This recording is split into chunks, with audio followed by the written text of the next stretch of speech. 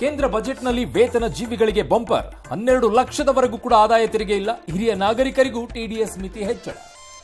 Mobile electric vehicle, cancer ಔಷಧಿ ಅಗ್ಗ, ಮೀನು ಸಿಗಡಿ ಸ್ವದೇಶಿ ಬಟ್ಟೆ ಬೆಲೆ ಇಳಿಕೆ, ದುಬಾರಿಯಾಗಲಿವೆ ಪ್ಲಾಸ್ಟಿಕ್ ಉಪಕರಣ.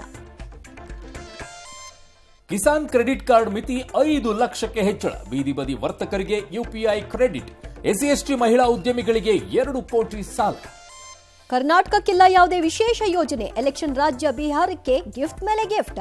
ಎನ್ಡಿಎ ಸರ್ಕಾರದ ನಡೆಗೆ ಭಾರೀ ಆಕ್ರೋಶ. ನವೆಂಬರ್ 15 ಅಥವಾ 16ಕ್ಕೆ ಸಿಎಂ ಬದಲಾವಣೆಯಂತೆ. ಇದು ವಿಪಕ್ಷ ನಾಯಕ ಅಶೋಕ್ ಅವರ ಭವಿಷ್ಯ. ಸಿಎಂ ಸಲಹೆಗಾರ ಹುದ್ದೆಗೆ ಬಿಆರ್ ಪಾಟೀಲ್ ಕೊಟ್ಟರು ರಾಜೀನಾಮೆ.